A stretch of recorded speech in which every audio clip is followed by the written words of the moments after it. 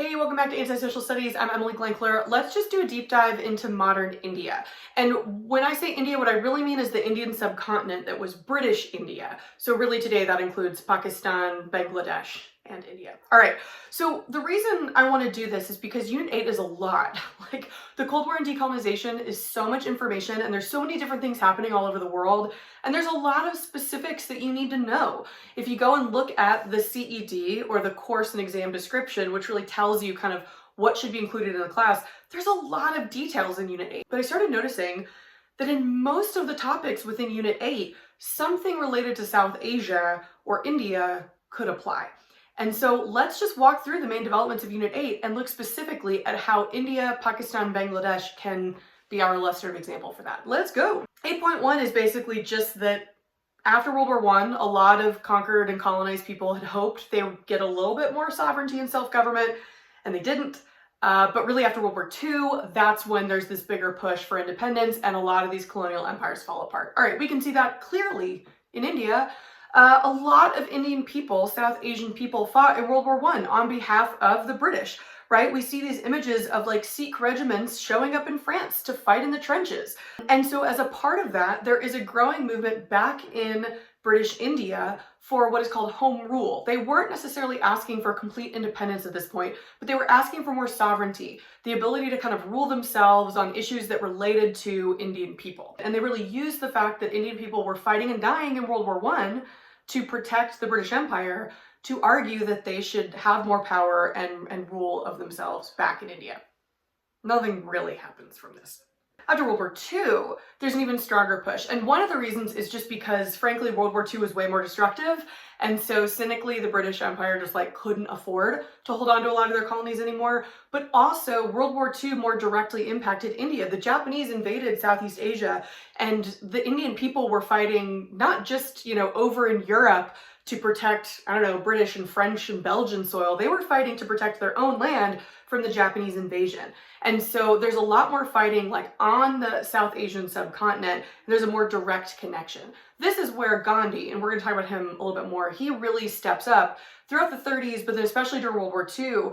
And he basically starts this movement called the Quit India movement. He's just saying, like, we want the British out of here completely. Like, we're supposedly fighting against tyranny and imperialism from the Japanese and Nazi Germany. Like, but you're doing that to us too. So we just want you all out. So World War II really provides the impetus for this much more clear-cut independence movement that's going to eventually be successful. 8.5, we're going to skip ahead for a second and get India independent, and then it'll be easier to talk about the Cold War. So nationalist leaders and parties in Asia and Africa sought varying degrees of autonomy within or independence from imperial rule. And so this is really going all the way back to the 1800s, right? Almost as soon as the British Raj is established after that Sepoy Mutiny in 1857, you have the beginnings of what's going to become the Indian National Congress. And these organizations that are pushing for more sovereignty, sometimes outright independence, but at least more of a voice in the British colonial government in India.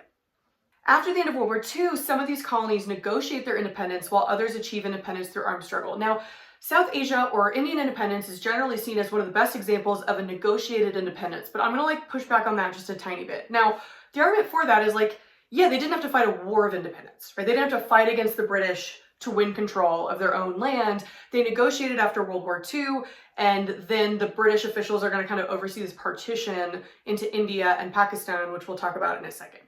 But I do want to mention that Indian independence isn't just peaceful Gandhi. There were freedom fighters who used violence and used other kind of armed struggle and tactics to try to push for independence as well. And you could argue that they weren't ultimately successful. Gandhi is the one who gets most of that credit, but I don't know, would they have listened to Gandhi if they didn't have these threats of other movements that were maybe not quite so civilly disobedient? I don't know. So here are just two examples. There's a guy named Bhagat Singh who was an Indian socialist. He was executed in the 1930s for acts of violence against British officials in India. You have Subhas Chandra Bose, who goes a step further and allies with Nazi Germany and is hey, the enemy of my enemy is my friend. And Hitler says that he's going to support a free Indian state. And so he creates this government of, quote, free India remotely. It's never actually on the South Asian continent, and just hopes that the Axis powers will win and give them independence. So, I'm not saying that I prefer those tactics to Gandhi, but they existed and we need to acknowledge that. So, as part of decolonization, you also have a lot of regional, religious, and ethnic movements that are trying to kind of rewrite the boundaries that colonial rule gave them. And a lot of these movements want autonomy or complete independence. And really, the best example of this is going to be the Muslim Hindu split in the partition, right? So, people like Gandhi are really pushing for all of British India to stay one powerful, united, diverse country that would include India, Pakistan, and Bangladesh. At the time, it was East and West Pakistan. But really, underneath that, there are kind of more Hindu nationalists who want, majority rule in India to be somewhat Hindu rule. And then there are obviously going to be Muslim Indian people led by Muhammad Ali Jinnah, who are like fearful of that and understanding that if they're the religious minority, they are probably going to get not as represented in this new huge pluralistic state. And so Jinnah and the Muslim League really advocate for their own country that can reflect their religious and kind of their ethnic nation. And so that's where we get the partition of India. So the redrawing of these political boundaries is going to lead to conflict. This is something we're going to see all around the world. Another example of this is going to be the creation of the State of Israel. This is the part in Unit 8 where the partition of India is specifically mentioned, like something that every AP World History student has to know. So if you know nothing else about India, you need to know that the redrawing of these boundaries in that partition leads to conflict and leads to violence. So in the partition, it displaced like 10 to 20 million people, meaning 10 to 20 million people ended up in quote unquote the wrong state. If you were a Hindu, you ended up in one of the Pakistans, East or West. If you were Muslim, you ended up in what's going to become India.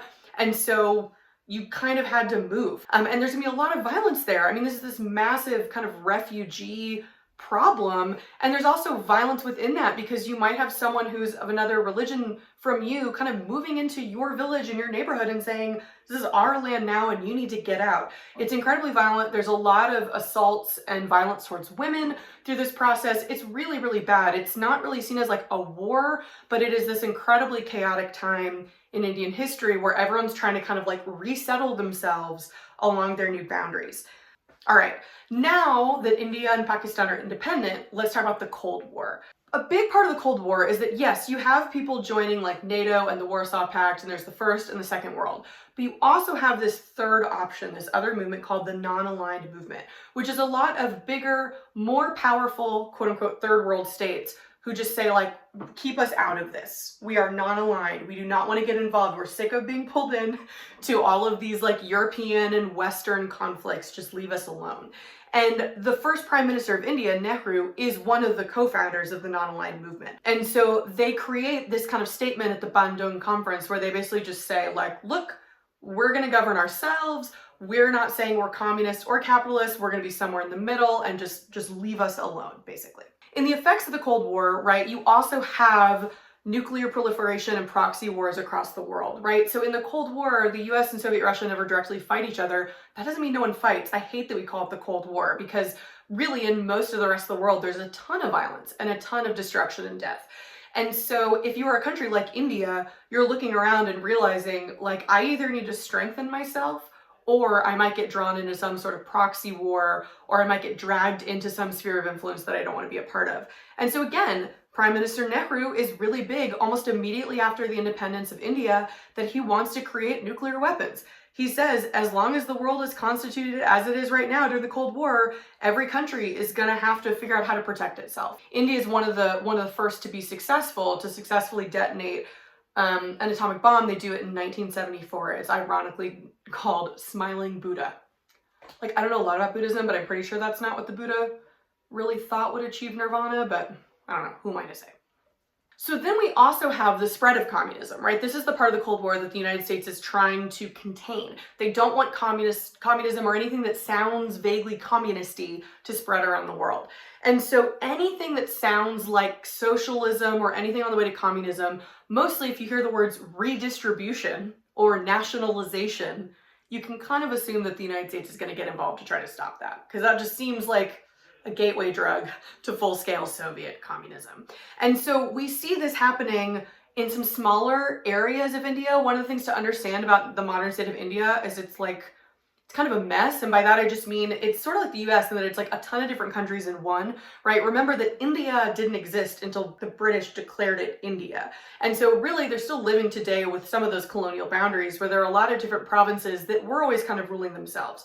And so in one of these regions in the southwestern kind of coastline named Kerala, they're going to create and actually rule underneath a communist government in this state. And they're going to embark on this huge effort to redistribute land.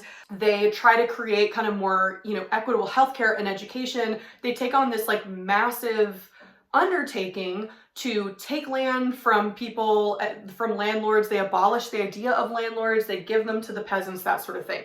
This kind of state or provincial government gets abolished by Prime Minister Nehru. He says it's like a breakdown of law and order. Basically, it's like you're going a little bit too far. You're overstepping what you're allowed to do as a province.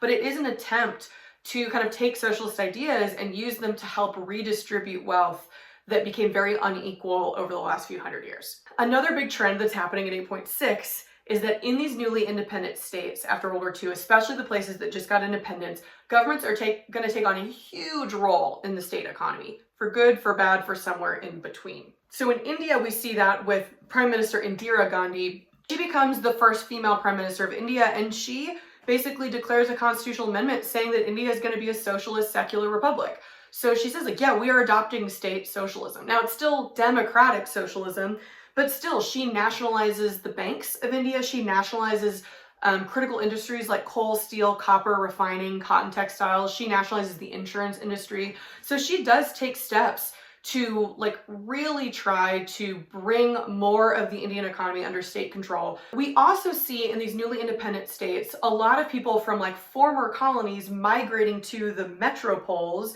meaning urban areas, especially in the former kind of mother states, for better opportunities. Even after independence, over the last 70 years, we've seen a lot of South Asian people ending up in England and in other parts of the British Commonwealth.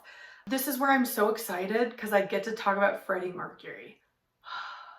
So first of all, if you look at these statistics, and yeah, they're from Wikipedia, come at me. If you look at these statistics, you can see that the British Indian population, meaning people of Indian descent living in Great Britain, kind of skyrockets in the 60s and 70s after independence, right? So they realize that they have this connection. Most of them speak English. They're kind of culturally now connected to England. And so they move there for better opportunities, to go to better schools, whatever. A great example is going to be Freddie Mercury. He's born Farrokh Bulsara.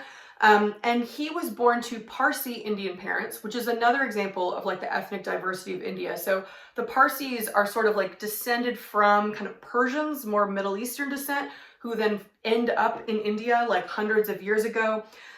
They then are living in Zanzibar, which was a British protectorate in Africa at the time. But then there is violence in Zanzibar as they're pushing for independence. And so he attends an English-style boarding school in India. And then in the 60s, he moves to England and becomes the Freddie Mercury that we all know. And so he, on his own, is like a great, epitome of this migration of former colonized subjects, where you see like a large Indian population in Australia and South Africa and other places that were also part of the British Empire and the British Commonwealth. The other place in Unit 8 where India is mentioned specifically is with Gandhi, right? Groups and individuals challenged the many wars of the century, and some, such as Gandhi, Martin Luther King Jr., Nelson Mandela, promoted the practice of nonviolence. So the AP exam is telling us, and like general humanity is telling you, that you need to know who Gandhi, Dr. King, and Nelson Mandela are. And I'm okay with that. Gandhi is a really great illustrative example for like many things. So if you want to go down a rabbit hole, just like read a lot about Gandhi, because really he experiences a lot, right? He's born in 1869, like 4 years after the American Civil War ends. That kind of blows my mind, right? He's born just like, 12 years after the Sepoy Mutiny that leads to the establishment of the British Raj. So his whole life is almost like this trajectory of the British Raj from beginning to end. In childhood, he lives in India. He then goes to law school in London. He then moves to South Africa, which again is also a British colony, and becomes a civil rights activist there. Now, to be clear, he's mostly a civil rights activist for Indian people, because Indian people are experiencing discrimination against the white South Africans. So there is a little bit of it's a little problematic there, because there are a lot of Indians in South Africa who are offended that they're being treated the same way as Black South Africans. They believe they should be treated better than the Black South Africans. So it's not perfect, but still. He learns a lot about civil rights activism there. I mean, he's living in South Africa for like 20 years, right? And then he comes back to India the year World War I starts. And that's what really is going to spark his movement for Indian independence, is using the rhetoric of these world wars to push for Indian independence. That if we're going to go and send our people and fight and die for your freedom and your nation, we should have our own. With that, that's our case study of India. That's walking through every single development of Unit 8 and how we can understand it through the history of South Asia.